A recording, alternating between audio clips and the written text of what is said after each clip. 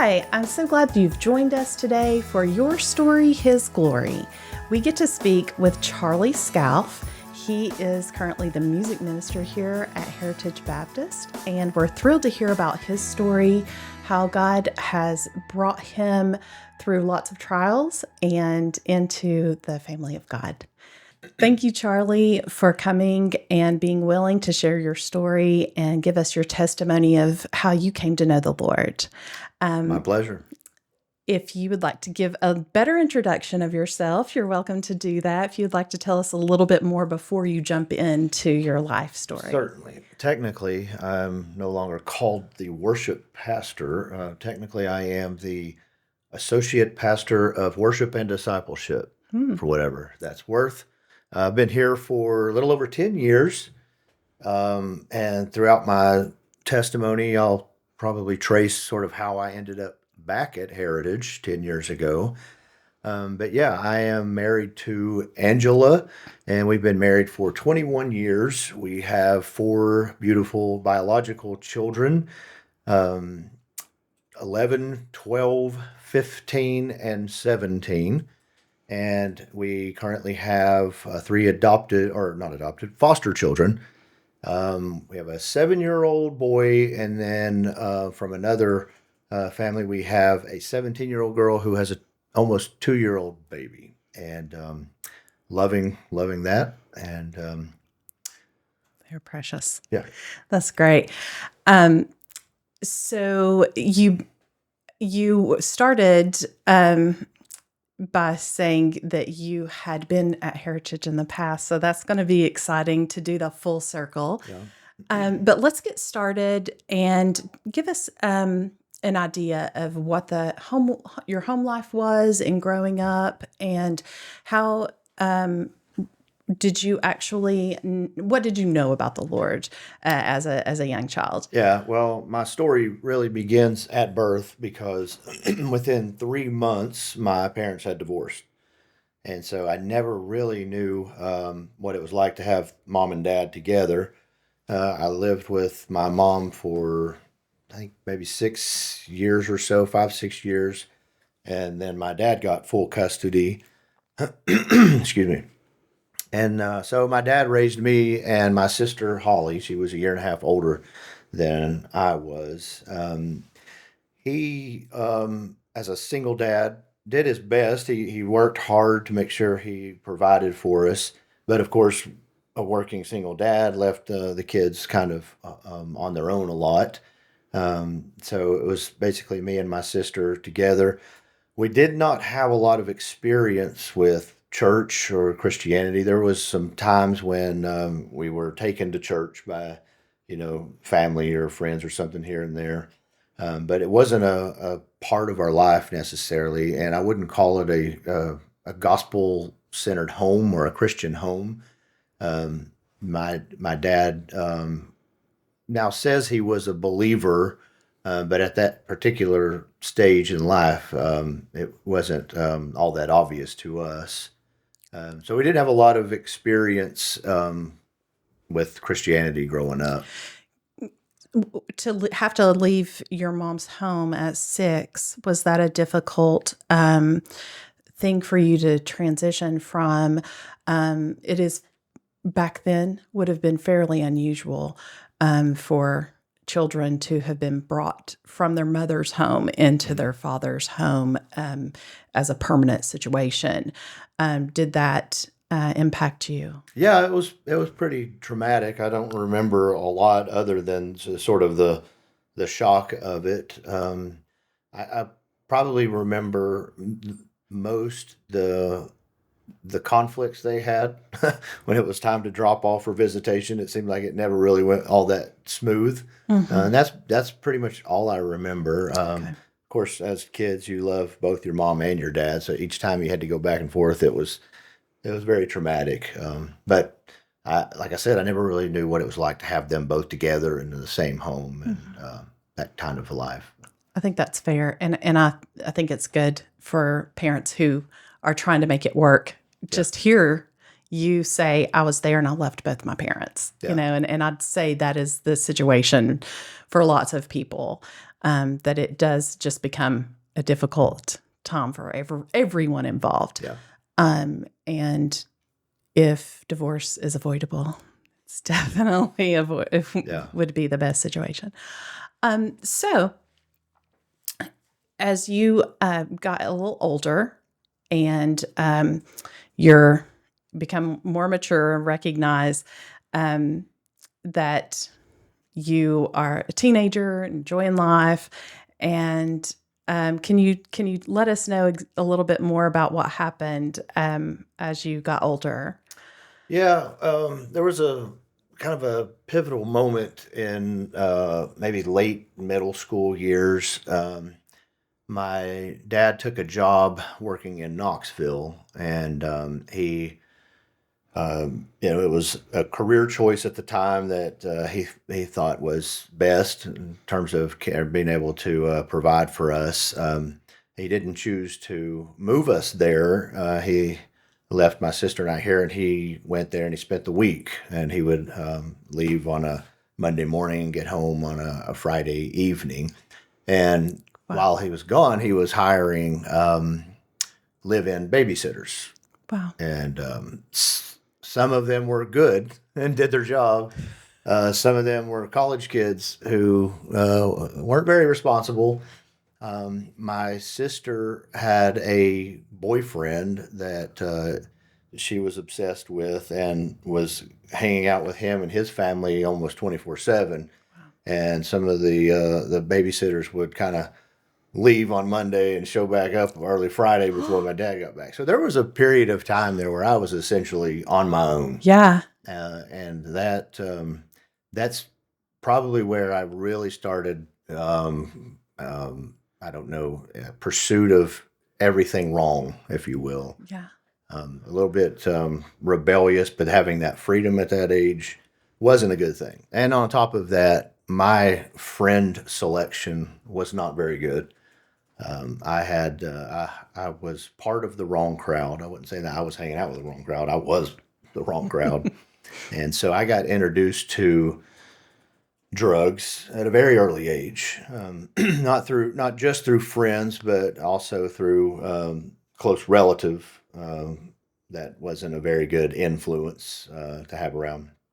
So even before I finished middle school, I had already been introduced to marijuana, alcohol, your basic drugs. Wow.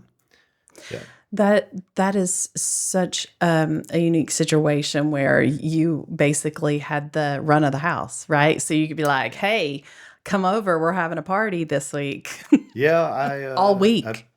there were times when I did whatever I wanted to do, and of course there were also, like I said, times when some of the sitters were actually responsible and and were there.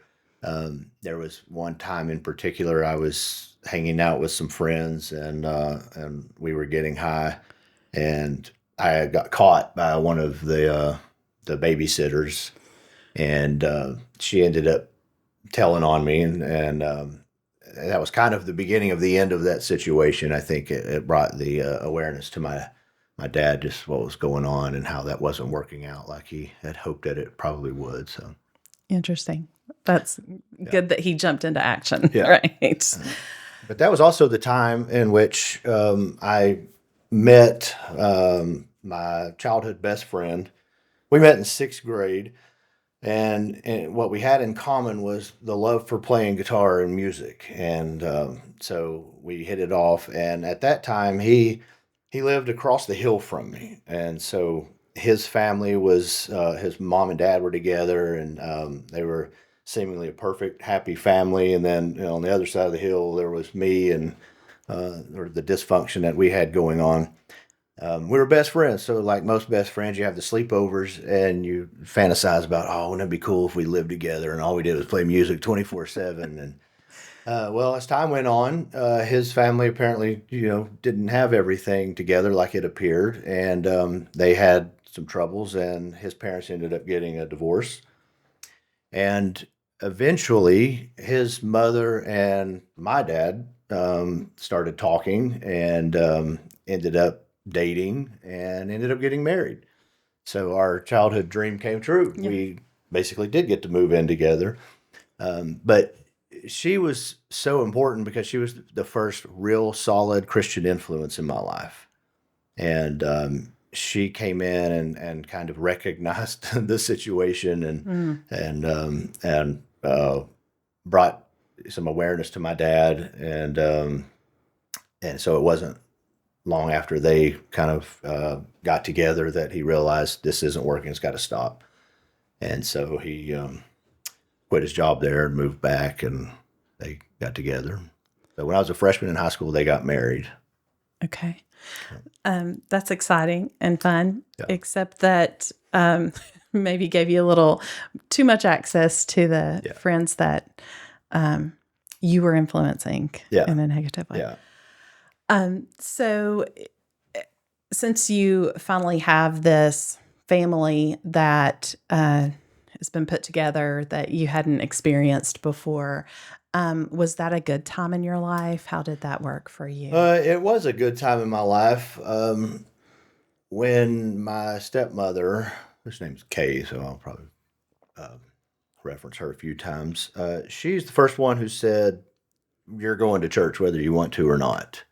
And she was a member of a small Baptist church out in Colonial Heights, and so she made us go, and that was part of their life anyway. And then I was just now thrown into that. My experience there was very important to me. It was not a good experience, but I don't blame the church. I blame myself. And the fact of where I was in life. I didn't have the Holy Spirit in me.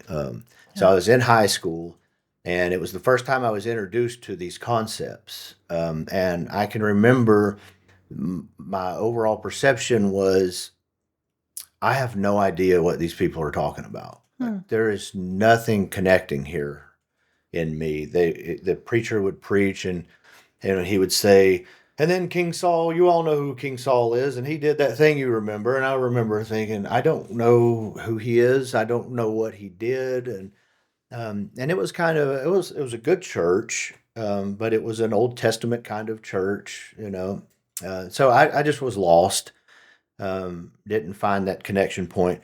And then one time attending their vacation Bible school, I remember we were sitting around doing crafts, and I had on an Ozzy Osbourne shirt, and I had long hair. And that's who I was at that time. I was already into rock and roll. I was going to be a rock star. I'd set my course in life. And I had a kid say, "Why are you here? You can't have long hair and wear shirts like that and be a Christian." And at that moment, I thought to myself, wow, this is sort of a crossroads. I've got to choose between having long hair and wearing a t-shirt and whether I want to participate in this religion of Christianity. And I kind of made a choice at that time that there was nothing appealing to me about Christianity at that moment, but I really loved music, and so that was my thing. So it was kind of one of those moments in life where I just thought maybe the church isn't for me. It's interesting what the message is sometimes wrongly by the church. And And this was a kid, by the way. Yes. So and perceived by other children to communicate.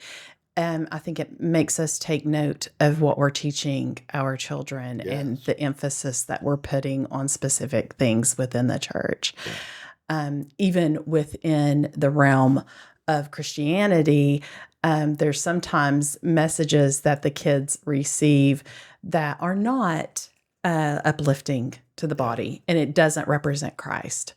And does that mean your kids cussing and saying horrible things to people? No, but they may not be representing Jesus. Right. So, and you'll see throughout my story that accurate doctrine is very important to me. And there's just many reasons why, and that's one, It's sad, really, because it's a little heartbreaking to think, a child could have accepted you and told you about Jesus, it, and you would could have have. heard it in a different way. So I mean, it's just interesting. I try to encourage my daughter to be willing to share her heart with people and to be willing to accept them and not tell them what they're doing wrong. Yeah. Because that's our tendency sometimes, even as adults. Let's just correct them and make them look the part. And that's the first step. Yeah. It's not. Yeah. Yeah. So, okay, great. So you've had some experience of church, Yes. and it's not surprising that you would have said, this is not what I want, Yeah. and I'm not interested. Yeah. So were you, after that point, continuing to go to church? Did your parents still? So she had the 18 rule. When Okay. you become 18, you get to choose. And I don't think after my 18th birthday, I went back one time for a long time. I couldn't wait to stop that. It was That was a lot of church, though, if you were in it sixth was grade. yeah, it was I guess 10th grade to turn 18. So it was a lot, and you would think that I would have gotten more out of it. But again, I also say I was not a Christian. I didn't have the Holy Spirit. I did not really have an interest. I wasn't pursuing, finding the truth there. I was just trying to do my duty, respect my stepmother, which I've always had a great deal of respect for. So that was the extent of that. And just a few things that happened that I had a animosity toward. I remember one time we were playing hide and seek in the church. It was just kind of the thing, we're running around after the service. Yeah. I hid behind a door, and it just so happened that my friend Craig, or my stepbrother Craig, and the pastor at the time met on the other side of the door and didn't know I was hiding behind that door. And he was genuinely saying, "Hey, Craig, I want to talk to you about, Charlie. I think that he's lost. He needs Jesus, and I was going to encourage you to share that with him." Now I see that's a very genuine, good thing. Yeah. What you would expect a pastor to say.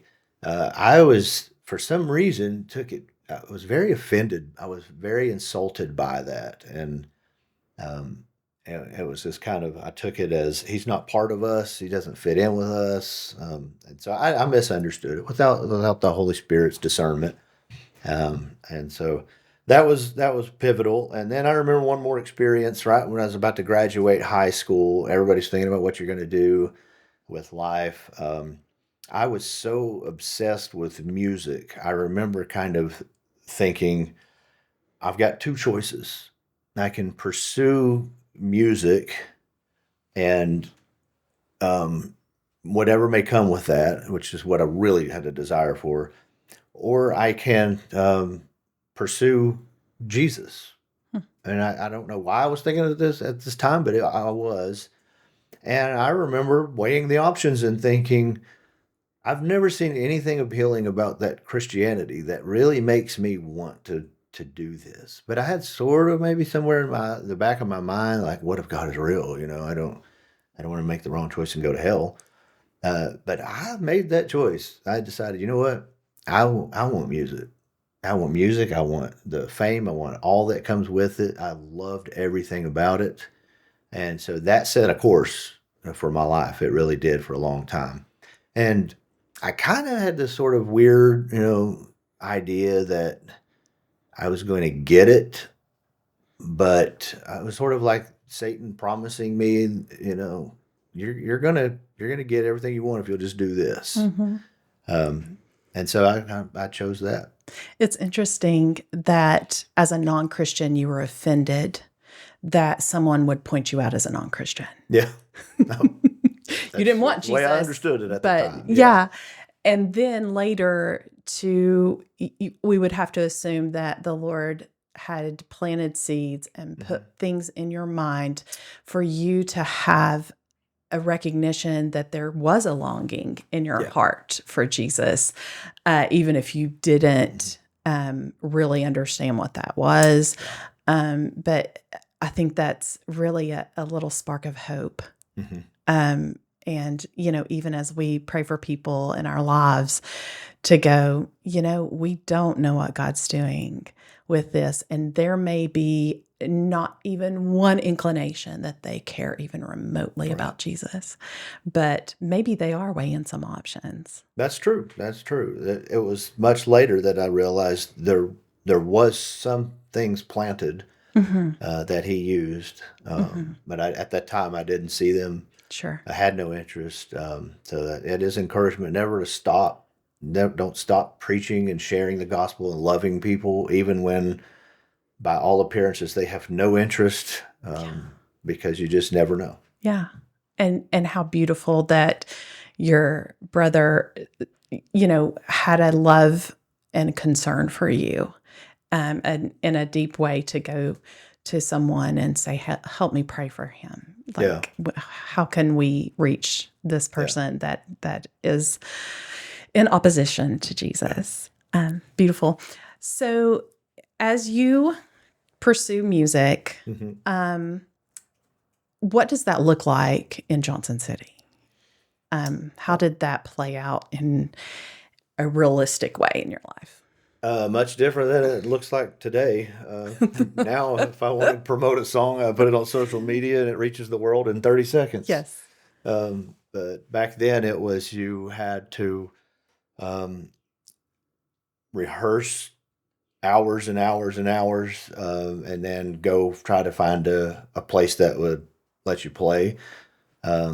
We struggled at first because so it was me and my stepbrother who was in the band, and then also his brother, my other stepbrother, played drums. So we had three brothers and then another bandmate, and we had to go try to find gigs, and none of us were even over 18 when we started. We were able to kind of work out a deal where we could play in clubs as long as we had a parent present. We had to do sound checks while they were closed, and we had to leave. And then we could walk in, play our set, and then we had to leave. Wow. So we did that for a while. And that wasn't really a terrible experience. I know it sounds bad to have, 14, 15-year-olds playing in clubs, but my dad was very involved. He was very supportive of our music. So he was, he and my stepmom were going and making sure that we were following the rules and all this. That really wasn't when my life fell apart, really, and then I got really into the wrong stuff. It was after that, once we became 18 and didn't need their guidance anymore, we were playing shows and having the after parties and all of that stuff.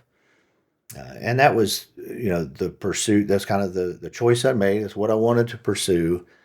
The thing about that is I wasn't told what all would come with that pursuit. I was just told, yeah, I'll give you the popularity and the all the fun things that come with playing music. But eventually drugs did make their way in. I'd already been exposed and had experience with drugs, so that wasn't that big of a deal to me. But I, as many people say, it leads to harder drugs once you've been exposed early. And so eventually, yeah, I did. I ended up getting into heroin and needle drugs. And When you say eventually, what kind of started that? Was it alcohol and marijuana again, pills? Like what began your pursuit of that again? Yeah, for me, it wasn't really a process of drug types. It was just from the very beginning, I had this urge to do extreme things. I've just had this innate appetite for doing wrong, just pursuing that ultimate high, whether it was in drugs or through promiscuous behavior and bad relationships with girls. I was always looking for the next big thing.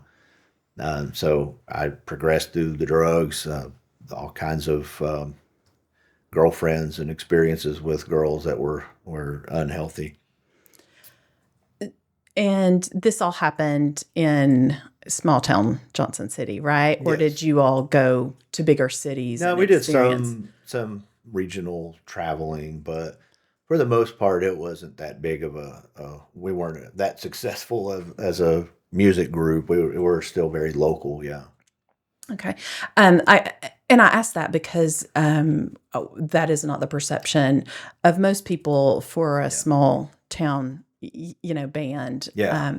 You just think, well, that's not going to happen till you get to Hollywood, or Yeah. you make it to the big grand stage. That's when rock star life starts. Yeah, no, it starts on a small scale, and honestly, that was good enough for us. We all had the dream of being the worldwide famous and all that, but we were pretty happy just in the little world we lived in. We had fans and we Sure. had fun, and so To be in high school and have fans, I yeah, mean, that's pretty significant yeah, for it sure. was it was fun. Great. So the fun led to a rough road. And how old were you whenever you recognized that this was a life that maybe was not sustainable? Well, my mid-20s, the series of events that kind of led me to that point was um, two major things. Number one was when I had gotten sort of really deeply into heroin.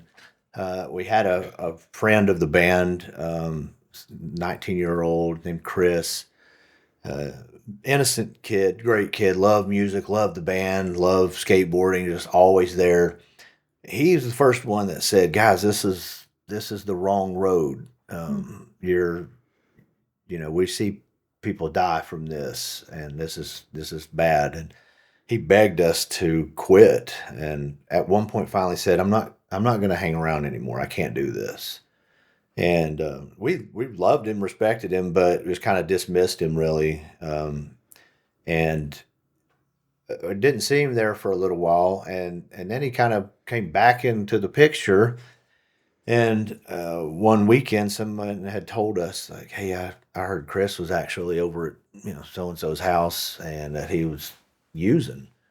And I was like, "Well, that's terrible. Like we should have listened to him. We've influenced this to happen." That same weekend, I was actually driving by that house and thought I should probably go over there and get him. Just say this is stupid. But then I was like, well, who are you to say that? Like you're still strung out. That night I got a phone call. I don't know, 4 or 5 in the morning, that he had OD'd, Wow. and that was a pretty significant event. Wow. That was life changing. That's the first time I started realizing where this was headed. The problem was I was too hooked to Right. do anything about it. Right.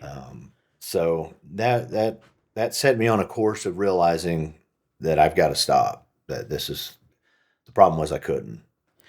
And the contradictions there, Yeah, where you go, this is something I can handle, but yeah, that's bad for him. yeah. And that made me aware of the fact that I couldn't. I wasn't handling it either. Hmm. My only option at the time was um, I was very good at being a drug addict, and that I hit it well. And not everybody could see it, obviously, but I knew it was there, and but I couldn't do anything about it. My only option was to confess and tell everybody that, and I felt like that was just a declaration that I'm a loser and I ruined my life, and I had too much pride to do that. Um, Can I pause you for yeah, one go right second? ahead. So, I mean, I don't know a whole lot about drugs, but I do know they're expensive. Hmm. So, how at a young age were you able to pay for heroin That's and that's where the all the things? that's where the small town rock star came in. When you are the leader of the band, you get a lot of that. You got a lot of that for free. Okay. Um, and then also there were times where I'll say I was selling. Um, Sometimes you sell to support a habit. Sure. Your Okay. profit is just paid in drugs. So So you find a way to make that You, happen. you find a way. But your life didn't look the same as other people that we may know personally that have. Yeah, you see in the movies the addicts that are strung out and in and out of jail and committing crimes and stuff, and that did happen. And I had friends who were like that, but we were just in a position where we didn't have to do that, and we were able to hide things pretty well. Although, if anybody was looking for any signs whatsoever, they were obvious. Um, they were very obvious. So, were you living in a house away from your parents and with your brothers, so that you were able to have this life as much as freely as you wanted? We found a band house. We all lived together, and along with however many other people, whoever showed up that night. Yes. Yeah. So you realize this is leading to a very painful place. Yeah. That's created pain already for you and your friends. And when you recognize you need to stop, how do you do that? Well, my first attempt was I fell in love with this girl, thought I was in love with this girl, and I thought what I'm going to do is settle down, have a relationship with this girl, and change my life and grow up a little bit. And I was just going to strong arm my way through all of this. So we ended up moving in together against my parents' wishes. Uh, I was thinking if I could create some sort of sense of normalcy in my life, that it would all get better.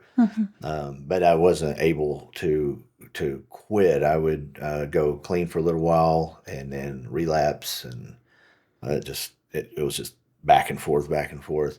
And so she became the other very important factor in my testimony. She ended up having another relationship with a very close friend of mine at the time that I was unaware of, and then I found out about it, and it was devastating.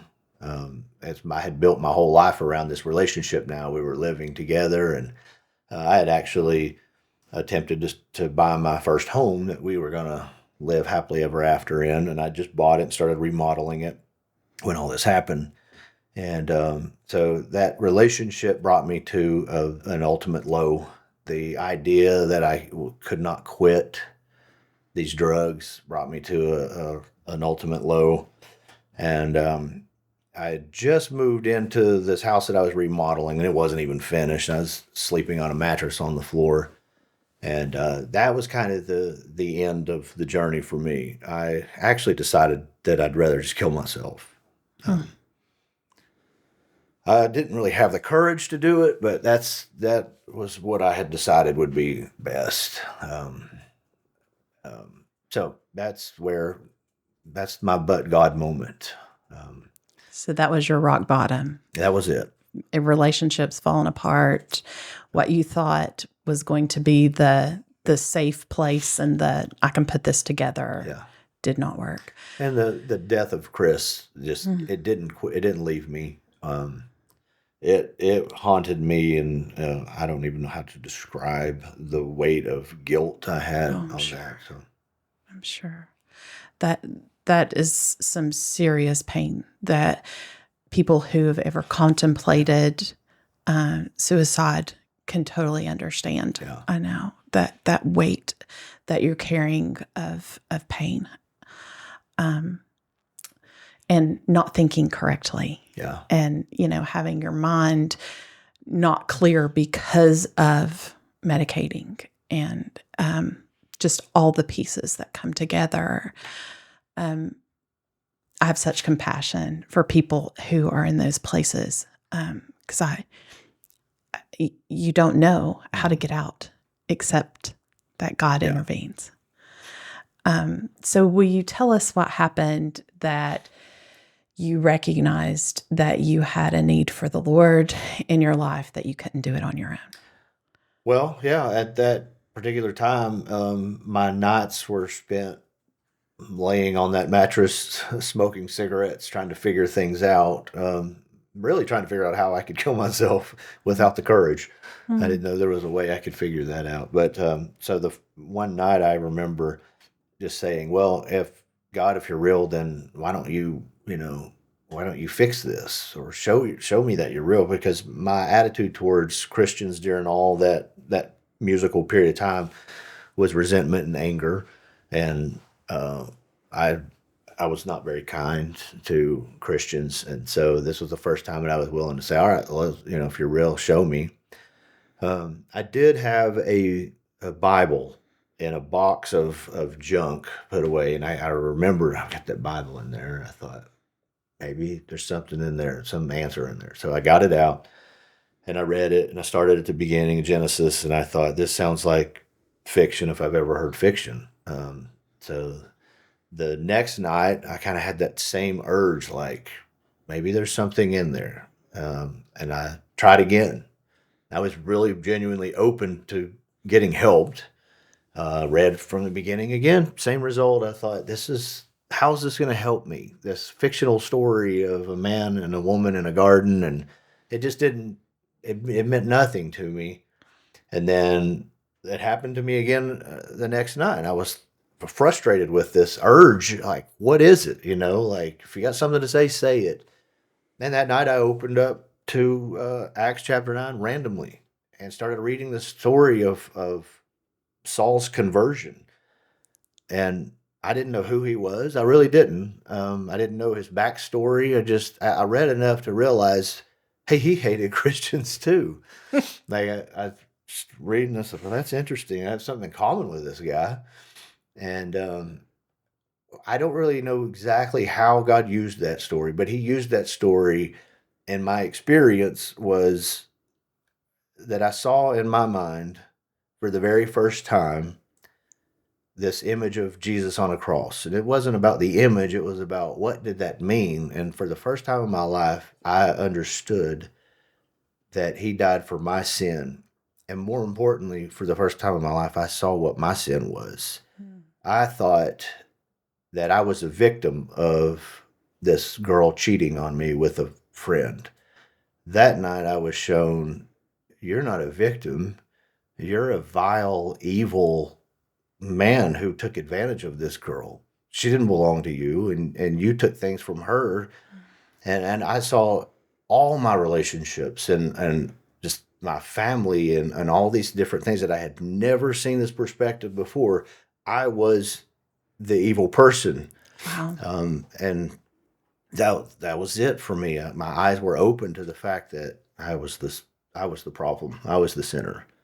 And that Jesus had died on that cross for every single one of those sins. So, I am taken by how God has pursued you and yet how you hated God and the things about him, yet you thought maybe he was the answer. So it just seems so contradictory, yet that is how we are formed to know and love God, yet you thought he was still the answer. That is so interesting as a Christian to recognize how God gets the attention of someone who doesn't know him. Charlie, I'm going to stop you right here. Okay. We are going to conclude this episode, and we are going to have a part 2. This has been so exciting to learn, and it's going to be a cliffhanger. People aren't going to like it, but we're going to conclude this episode in a part 2 and find out how God rescued you, how you leaned on him, and how you give your addictions to the Lord. How does that look? When people are listening to this and they have people in their lives who are addicts, what does that look like? How can God take this horrible thing out of my life? I'm excited to come back and hear how God has redeemed your life for Him. Thank you, listeners. Come back next time, and you will get to find out the rest of Charlie's story for His glory.